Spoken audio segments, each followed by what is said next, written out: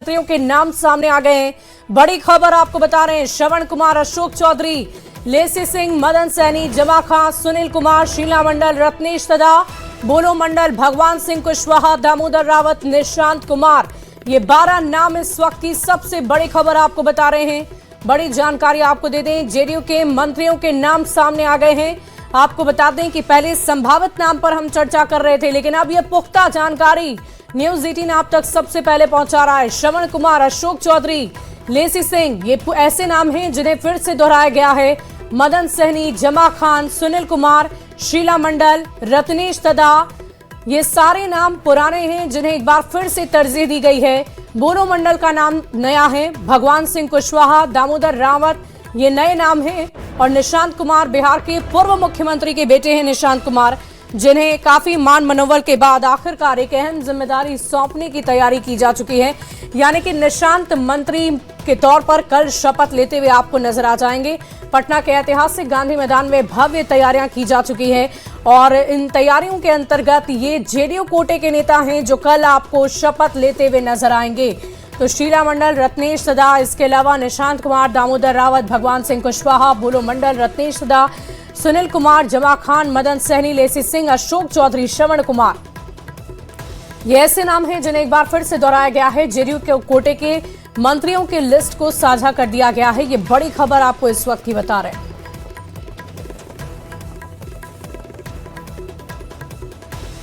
और देखिए इस पूरी खबर के अधिक जानकारी के साथ न्यूज 18 संवाददाता पटना से हमारे साथ आनंद अमृतराज इस वक्त लाइव जुड़ रहे हैं। सीधे उनका रुख करना चाहूंगी। आनंद, क्या जानकारी है आपके पास? अब तो ये तय हो चुका है कि जेडीयू कोटे से यही नाम है जो कल हमें मंच पर नजर आएंगे, शपथ लेते हुए नजर आएंगे। जी हाँ, बिल्कुल। देखिए, ये जो हमारे सूत्र हैं उन्होंने जो जानकारी फाइनली जो जानकारी दी है उसके मुताबिक 14 लोग इस मंत्रिमंडल में जेडीयू कोटे से रहेंगे। और मैं पहले आपको बता, विजेंद्र यादव और विजय चौधरी जो पहले से डिप्टी सीएम के शपथ ले चुके हैं, वो उनके नाम की चर्चा तो पहले से हो ही गई थी और वो मंत्रिमंडल में शामिल हो चुके हैं। श्रवण कुमार जो बिहार में जेडीयू के विधायक दल के नेता हैं, वो इस मंत्रिमंडल में फिर से एक बार शामिल हो रहे हैं। अशोक चौधरी जेडीयू के वरिष्ठ नेता हैं, नीतीश कुमार के करीब माने जाते हैं, वो भी एक बार शामिल हो रहे हैं। लेसी सिंह जो जेडीयू की महिला नेता हैं और सवर्ण समाज से आती हैं, वो भी मंत्रिमंडल में एक बार फिर से शामिल हो रही हैं। मदन सैनी, एक बार फिर से उनको मौका मिला है। जमा खां, एक बार फिर से उनको मौका मिला है। सुनील कुमार, शीला मंडल, रत्नेश तदा, बोलो मंडल, सुनील कुमार, शीला मंडल और रत्नेश तदा इसके पहले भी मंत्रिमंडल में शामिल हो चुके हैं। बोलो मंडल एक नए चेहरे के तौर पे इस मंत्रिमंडल में शामिल होंगे। भगवान सिंह कुशवाहा भी नए चेहरे के तौर पर मंत्रिमंडल में शामिल होंगे। दामोदर रावत ये नए चेहरे के तौर पर शामिल होंगे। और सबसे महत्वपूर्ण इस पूरे लिस्ट में देखें तो वो है निशांत कुमार, जेडीयू के राष्ट्रीय अध्यक्ष नीतीश कुमार के बेटे निशांत कुमार, जो जेडीयू में कुछ दिन पहले सक्रिय सदस्य के तौर पे शामिल हुए थे और इन दिनों यात्रा पे थे। उन्होंने इसके पहले कहा था कि पहले पूरे बिहार की यात्रा कर लेते हैं, उसके बाद फिर हम मंत्रिमंडल में शामिल होंगे। लेकिन जेडीयू के नेताओं और कार्यकर्ताओं के दबाव के बाद निशांत कुमार मंत्रिमंडल में शामिल होना तय किया है। और जो जेडीयू के वरिष्ठ नेता हैं ललन सिंह, जिन्होंने निशांत कुमार को राजनीति में आने के लिए महत्वपूर्ण भूमिका निभाई थी, उनके और जेडीयू के राष्ट्रीय कार्यकारी अध्यक्ष संजय झा के पहल पर वो मंत्रिमंडल में शामिल होना उन्होंने स्वीकार किया है। और जाहिर तौर पर निशांत कुमार को लेकर जैसे ही ये खबर सामने आई, जेडीयू के जो नेता थे वो बेहद उत्साहित है। नेताओं और कार्यकर्ताओं की तरफ से बार बार ये मांग हो रही थी कि भाई जेडीयू की तरफ से निशांत कुमार को मंत्रिमंडल में शामिल होना चाहिए। और आखिरकार उन्होंने कार्यकर्ताओं और नेताओं की बात को माना और मंत्रिमंडल में शामिल हो गए। लेकिन इस पूरे लिस्ट में जो सबसे दिलचस्प अगर जातीय समीकरण के हिसाब से देखें तो 4 अति पिछड़ा समाज से इस मंत्रिमंडल में विधायकों को जगह मिली है, जिसमें दामोदर रावत, बोलो मंडल, शीला मंडल और मदन सैनी, ये 4 अति पिछड़ा समाज से आते हैं। इसके अलावा अगर यादव कोटा से देखें, ओबीसी कोटा से, तो विजेंद्र यादव, श्रवण कुमार, इसके अलावा इसमें भगवान सिंह कुशवाहा और निशांत कुमार, ये ओबीसी समाज से आते हैं। यानी कि लौकुश और एक यादव, मतलब ओबीसी के 3 प्रमुख जातियां हैं, कुर्मी, कोरी और यादव। तो एक यादव और बाकी फिर 2 कुर्मी समाज से और एक कुशवाहा समाज से हैं। इसके अलावा सवर्ण समाज से भी 2 लोगों को मौका मिला है, लेसी सिंह हैं और इसमें एक अगर आप देखें तो विजय चौधरी। तो 2 सवर्ण समाज से, एक मुस्लिम समाज से जमा खान को मौका मिला है। इसके अलावा दलित समाज से अगर देखें तो सुनील कुमार, रत्नेश सदा और अशोक चौधरी ये दलित समाज से आते हैं। तो जातीय समीकरण को भी अच्छे तरीके से साधा गया इस पूरे मंत्रिमंडल में। अगर तस्वीर देखें 14 लोगों की जो लिस्ट है, 2 मंत्रिमंडल में अभी जगह जेडीयू की तरफ से खाली रखा जाएगा, बाद में उसे भी भरा जाएगा। तो फिलहाल जो 14 लोग लेकिन आनंद, अगर हम बात करें निशांत की, तो निशांत ने जब बातचीत की थी तो इस बात का जिक्र उन्होंने किया था कि जनजीज को मौका मिले, युवाओं को मौका मिले, ये हम भी चाहते हैं। तो ये तो दोबारा से फिर से वही पुराने नामों को दोहराया गया है, कुछ नामों में परिवर्तन किए गए। देखिए बिल्कुल, लेकिन मैं आपको बताऊं कि निशांत कुमार अगर इस मंत्रिमंडल में देखें तो निशांत कुमार युवा चेहरा के तौर पे अभी, जैसे कि मैंने आपको बताया कि 2 बर्थ अभी भी खाली है, तो 2 सीट अभी भी खाली है और उम्मीद है कि जब आने वाले समय में उसे भरा जाएगा तो 2 युवा विधायकों को मौका मिल सकता है मंत्रिमंडल में। यानी कि अनुभव, इसके अलावा युवा चेहरे, ये दोनों समीकरण को साधने की पूरी कोशिश की जाएगी। और फिलहाल जो समीकरण साधा गया उसमें अनुभव को तरजीह दिया गया। देखिए 3 साल इस सरकार ने वादा किया है जनता से कि आने वाले 5 सालों में बिहार को विकसित बिहार बनाएंगे। जाहिर तौर पे एक अनुभवी मंत्रिमंडल की जरूरत मुख्यमंत्री सम्राट चौधरी को होगी। और अगर इसमें पूरे अगर आप लिस्ट पर नजर डालें तो अधिकांश पुराने चेहरे को रिपीट किया गया, यानी कि जो लगातार बिहार के विकास के लिए काम कर रहे थे, एक बार फिर से उन्हें मौका मिला है। यानी कि आने वाले समय में अगर जब भी कोई बड़े काम या बड़ी परियोजनाओं पर काम होगा तो उसमें ये उनका अनुभव, जो मंत्रिमंडल में जो लोग भी बने हैं उनका अनुभव बहुत काम आएगा। तो जाहिर तौर पे सम्राट चौधरी की भी कोशिश रहेगी कि वाकई आनंद, एक और जानकारी आपसे ये भी लेना चाहेंगे आनंद की, जिस तरीके से पुराने नामों, और इसी बीच आनंद आपको रोकना चाहूंगी, इस वक्त की बड़ी खबर आ रही है, निशांत कुमार को मंत्री बनाने में महत्वपूर्ण भूमिका केंद्रीय मंत्री ललन सिंह ने निभाई है। ललन सिंह के ही मनाने पर राजनीति में आने को तैयार हुए थे निशांत, और एक बार फिर से ये बड़ी जानकारी आपको दे दें, निशांत कुमार को मंत्री बनाने में महत्वपूर्ण भूमिका अगर सबसे ज्यादा किसी की रही है तो वो है केंद्रीय मंत्री ललन सिंह की। और देखिए इस पूरी खबर की एक जानकारी के साथ संवाददाता आनंद लगातार हमारे साथ बने हुए। आनंद, ये एक बड़ी बात खुलकर सामने आ चुकी है कि खुद ललन सिंह ने ही पहले निशांत को राजनीति में भी सक्रिय किया और अब ये इस बड़ी जिम्मेदारी के लिए, इस बड़ी भूमिका के लिए उन्हें तैयार भी किया। देखिए निश्चित तौर पे, और मैं आपको बताऊं, मैं वही बताने की कोशिश कर रहा था, निशांत कुमार राजनीति में नहीं आ रहे थे और इस बात की जानकारी जब ललन सिंह को हुई तो वो दिल्ली से पटना पहुंचे थे और जब एक अन्य मार्ग में पहुंचे थे और उन्होंने मुलाकात की जब निशांत कुमार से, उसके बाद निशांत कुमार राजनीति में आने को तैयार हो गए। और निशांत जब राजनीति में आ रहे थे और जब जेडीयू में वो सक्रिय सदस्य के तौर पर शामिल हो रहे थे, उस वक्त उन्हें शामिल कराने के लिए ललन सिंह, संजय झा सहित जेडीयू के जो तमाम बड़े नेता थे वो मौजूद थे। और उसमें एक दृश्य भी ऐसा आया था जब ललन सिंह को निशांत कुमार प्रणाम करने के लिए झुके जेडीयू में शामिल होने के बाद, तो उस वक्त ललन सिंह भावुक भी हुए थे, जिसकी तस्वीर भी हमने वीडियो भेजा है अगर दर्शक देख सकें। तो ललन सिंह से बाकी वो तस्वीर भी हम अपने दर्शकों को दिखाएंगे आनंद जी। बिल्कुल, और जैसे कि मैंने आपको बताया कि आज भी जब निशांत कुमार को लेकर कल भी हमारे सूत्र ने बताया, कल भी निशांत कुमार को मनाने की कोशिश लगातार की जा रही थी, लेकिन निशांत नहीं मान रहे थे। आज जब केंद्रीय मंत्री ललन सिंह पहुंचते हैं, जेडीयू से राष्ट्रीय कार्यकारी अध्यक्ष संजय झा पहुंचते हैं और उसके बाद जब निशांत से बातचीत होती है ललन सिंह की, उसके बाद निशांत कुमार मान जाते हैं। जाहिर तौर पे निशांत कुमार को राजनीति में लाने और मंत्रिमंडल में शामिल कराने में ललन सिंह की महत्वपूर्ण भूमिका रही। तो ये ललन सिंह की उनकी भी भूमिका रही। क्या आनंद, इसके पीछे क्या वजह हो सकती है? ललन सिंह क्या नीतीश कुमार के बेहद करीबी हैं या फिर वो जेडीयू के भविष्य को लेकर चिंतित हैं? देखिए मैं आपको बता दूं कि नीतीश कुमार और ललन सिंह की दोस्ती बहुत गहरी है।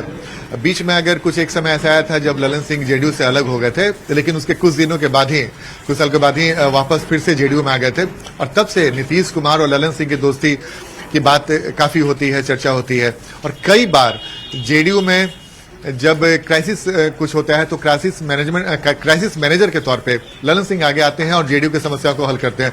तो नीतीश कुमार के न सिर्फ करीबी है बल्कि विश्वास पात्र भी हैं और जेडीयू के लिए महत्वपूर्ण भूमिका भी उन्होंने किया है कई मौकों पर। जेडीयू के राष्ट्रीय अध्यक्ष जब बने तो उन्होंने जेडीयू के संगठन को मजबूत किया और अब जब केंद्रीय मंत्री हैं तो लगातार जेडीयू के लिए, जेडीयू कैसे मजबूत हो उसके लिए काम कर रहे हैं। तो जाहिर तौर पे ललन सिंह और नीतीश कुमार के बेहतर बॉन्डिंग रही है और यही वजह है कि निशांत कुमार ने भी इस तस्वीर को देखा और यही वजह है कि निशांत कुमार ललन सिंह के काफी इज्जत करते हैं और जब भी ललन सिंह उससे कुछ बात करते हैं या आग्रह करते हैं तो निशांत कुमार मना नहीं कर पाते हैं। यही वजह है कि राजनीति में आने को लेकर भी निशांत कुमार ने उनके बातों को तवज्जो दिया और अब मंत्रिमंडल में शामिल होने के लिए भी उनके बातों को तवज्जो दिया। और जाहिर तौर पर यही वजह है कि निशांत कुमार हो या नीतीश कुमार, दोनों ललन सिंह की काफी इज्जत करते हैं और उसी का नतीजा है कि जब ललन सिंह ने पहल की उसके बाद निशांत कुमार न सिर्फ राजनीति में आने को तैयार हुए बल्कि मंत्रिमंडल में शामिल होने को भी तैयार हुए हैं। वैसे तो कई नाम आनंद इस लिस्ट में शामिल है, जेडीयू कोटे से मंत्री बनाए जा रहे हैं, लेकिन निशांत को लेकर हम चर्चा बार बार इसलिए कर रहे हैं क्योंकि पहले उन्होंने मना किया और अब स्वीकार किया है। ललन सिंह के कहने पर ही भले ही स्वीकार किया हो, लेकिन इसका क्या असर भविष्य की राजनीति में पड़ेगा? अगर निशांत के राजनीतिक करियर की बात करें तो उसमें क्या एक अचानक से उछाल नजर आएगा? कैसे काम करेंगे? क्या अपने पिता के पद चिन्हों पर चलकर आगे बढ़ पाएंगे निशांत? देखिए, बिल्कुल जेडीयू के नेताओं और कार्यकर्ताओं से जब भी हमारी बातचीत होती है तो अधिकांश जेडीयू के नेता और कार्यकर्ता इस बात को लेकर उदास थे कि नीतीश कुमार अब बिहार के राजनीति से दूर होकर दिल्ली की राजनीति पे शिफ्ट कर गए हैं। तो जाहिर तौर पे जेडीयू को लगता था कि निशांत कुमार ही जेडीयू को आगे बढ़ा सकते हैं और निशांत कुमार की यात्रा की भी तैयारी की गई और 3 और 4 मई को निशांत कुमार पटना से पश्चिम चंपारण की यात्रा पर भी गए। उस दौरान भी जेडीयू के नेता और कार्यकर्ता उन्हें अपने बीच में पाकर बेहद उत्साही दिखे। जाहिर तौर पे जेडीयू को भी पता है कि जेडीयू को कोई आगे अगर बढ़ा सकता है भविष्य में तो वो निशांत कुमार ही है और यही वजह है कि निशांत कुमार जब जेडीयू में सक्रिय हुए और अब मंत्रिमंडल में शामिल होंगे तो एक उत्साह जेडीयू का बढ़ेगा। स्वाभाविक सी बात है, जेडीयू में नीतीश कुमार का इतना बड़ा ऑरा है बिहार के राजनीति में, उनके पुत्र हैं निशांत कुमार और निशांत कुमार और नीतीश कुमार एक साथ ही सात सर्कुलर रोड में रहते हैं। जाहिर तौर पे जब घर में नीतीश कुमार जैसा गार्जियन हो, ललन सिंह और संजय झा जैसे वरिष्ठ नेता, विजय चौधरी जैसे वरिष्ठ नेता अगर उनके साथ रहते हैं तो उन्हें कई ऐसे महत्वपूर्ण टिप्स राजनीति के मिलते रहेंगे और खासकर मंत्रिमंडल में विजेंद्र यादव, विजय चौधरी के अलावा श्रवण कुमार चौधरी, कई ऐसा मंत्री हैं जो अपने अनुभव का फायदा निशांत कुमार को देंगे। तो जाहिर तौर पे मंत्रिमंडल में शामिल होने के बाद न सिर्फ प्रशासनिक अनुभव गेन करेंगे बल्कि आने वाले समय में वाकई आनंद अनुभवों का असर भी देखने को मिलेगा और निशांत भी ये जरूर कोशिश करेंगे कि अपने पिता के पद चिन्हों पर चढ़कर उनके बताए गई बातों पर आगे बढ़कर वो एक बेहतर मंत्री के तौर पर, एक बेहतर नेता के तौर पर उभर कर सामने आए। और आनंद, ये जल्दबाजी तो अब नहीं होगी कि हम विभागों पर भी जरा चर्चा कर लें, क्योंकि नामों को दोहराया गया है तो हो सकता है विभाग भी दोहराए जाए। और ठीक उसी प्रकार अगर हम निशांत की बात करें तो कोई ऐसी बड़ी जिम्मेदारी, कोई ऐसा महत्वपूर्ण विभाग क्या उन्हें सौंपा जा सकता है? देखिए, इतना तय है। इतना मैं आपको बता दूं कि जो 14 लोगों को मंत्रिमंडल में शामिल किया जाएगा, जो पुराने मंत्री हैं, जो नए हैं, जिन्हें अभी कोई मंत्रालय नहीं मिला है, लेकिन कई मंत्रियों के विभागों का फेरबदल किया जाएगा। कई मंत्री जो विभाग है वो बदले जाएंगे। जाहिर तौर पे निशांत कुमार को महत्वपूर्ण विभाग मिलेगा, इस पर कोई दो मत नहीं है। भगवान सिंह कुशवाहा हो, वो भी काफी अनुभवी नेता हैं, उन्हें भी महत्वपूर्ण विभाग मिल सकता है। दामोदर रावत जो पहले भी मंत्री रह चुके हैं और एक अच्छी छवि के नेता माने जाते हैं, उन्हें भी अच्छा विभाग मिल सकता है। और इसके अलावा निशांत कुमार हैं जिनको लेकर चर्चा हो रही है, बुलो मंडल एक नए चेहरे के तौर पे इस पर जी वाकई आनंद, इस पर हम चर्चा करेंगे, इस पर हम बातचीत करेंगे आपसे। और इसी बीच हमारे साथ खुद ब्यूरो चीफ दिवाकर जी जुड़ चुके हैं, उनसे भी जरा चर्चा कर लेते हैं। जेडीयू के इस लिस्ट को दिवाकर जी आप कैसे देख रहे हैं? इसमें क्या परिवर्तन नजर आ रहे हैं और क्या सोच समझकर, क्या किस आधार पर इस नई लिस्ट को तैयार किया गया है? देखिए, जेडीयू का लिस्ट देखने के बाद सबसे बड़ी खबर यह है कि नीतीश कुमार के बेटे निशांत जो है शामिल हैं और वो मंत्रिमंडल का हिस्सा बनेंगे। दूसरी खबर यह है कि सामाजिक समीकरणों को जिस तरीके से जेडीयू साधती रही है उसको साधने की कोशिश की गई है। जातीय समीकरणों को साधने का संतुलन बनाया गया है। श्रवण कुमार जो नालंदा से आते हैं और लव कुश का जो समीकरण बना था उसमें नीतीश कुमार के पुराने साथी हैं, वो मौजूद रहेंगे मंत्रिमंडल में। अशोक चौधरी जो दलित समुदाय से प्रतिनिधित्व करते हैं तो और पुराने सहयोगी हैं नीतीश कुमार के, तो उनको भी शामिल किया गया है। लेसी सिंह जो नॉर्थ बिहार से प्रतिनिधित्व करती रही हैं, इनके पति जो है समता पार्टी के फाउंडर में से एक थे। मदन सहनी जो अति पिछड़े समाज से हैं, जमा खां माइनॉरिटी से ताल्लुक रखते हैं और शाहाबाद इलाके से प्रतिनिधित्व रखते हैं। सुनील कुमार जो गोपालगंज इलाके से आते हैं, प्रशासनिक अनुभव है और अब राजनीति में आए हैं तो लगातार मंत्री बन रहे हैं। शीला मंडल हैं जो धानुक समुदाय से आती हैं। रत्नेश सदा जो दलित वर्ग से हैं। बुलो मंडल खास तौर पे शामिल किया गया है इस बार और नए चेहरे हैं। बुलो मंडल जो अंग क्षेत्र से आते हैं, भागलपुर में और बांका क्षेत्र में गंगोता की अच्छी खासी आबादी है, तो गंगोता को साधने के लिए गंगोता जाति के नेता के तौर पे बुलो मंडल ने काफी लोकप्रियता हासिल की है और एक बार उन्होंने शाहनवाज हुसैन को भी लोकसभा चुनाव हराया था। तब से वो राजनीति में उनका कद बढ़ा हुआ है। तो बुलो मंडल को गंगोता वर्ग से लाया गया है। भगवान सिंह कुशवाहा जो कुछ समुदाय लव कुश का हिस्सा है और वो शाहाबाद के बड़े नेता माने जाते हैं। दामोदर राउत जो है उनको भी शामिल किया गया है। पहले भी दामोदर राउत मंत्री रहे हैं नीतीश कुमार के पुरानी सरकारों में। तो अब ये जो 2-3 चेहरे हैं वो नए चेहरे हैं और निशांत कुमार, सबसे बड़ी खबर है कि निशांत कुमार मंत्रिमंडल का हिस्सा बनने जा रहे हैं। वाकई निशांत की अगर जिम्मेदारी की बात करें दिवाकर जी, तो कोई महत्वपूर्ण विभाग, कोई महत्वपूर्ण जिम्मेदारी जरूर उन्हें दी जा सकती है। जी बिल्कुल, निशांत कुमार जब सरकार में उनकी मौजूदगी होगी तो उनकी पकड़ भी मजबूत रहेगी और नीतीश कुमार के मार्गदर्शन में ये सरकार तो काम करेगी ही। निशांत कुमार से भी एक मैसेज देने की कोशिश होगी उस काडर को, उस वोट बैंक को, कि निशांत कुमार की मौजूदगी सरकार में मजबूत है और निशांत कुमार सरकार में शामिल हुए हैं तो उनकी हैसियत भी बड़ी होगी।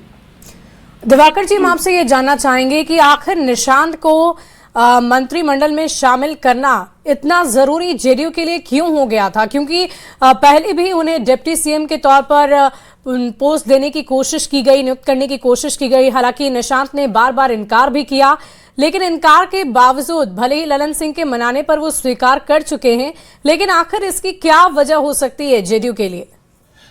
देखिए, जब राजनीतिक गलियारों में ये सवाल किया जाता है कि नीतीश कुमार के बाद क्या होगा, तो उस सवाल का जवाब जो है निशांत कुमार है।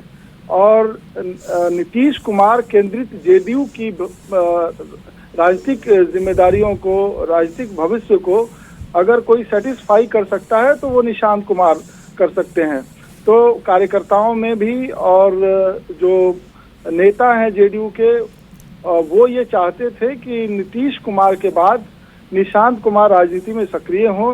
पहले वो राजनीतिक सक्रियता उन्होंने बढ़ाई।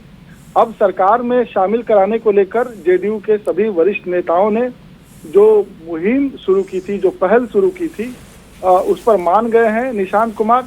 तो जेडीयू के भविष्य से जोड़कर देखा जाना चाहिए कि नीतीश कुमार के बाद कौन होंगे।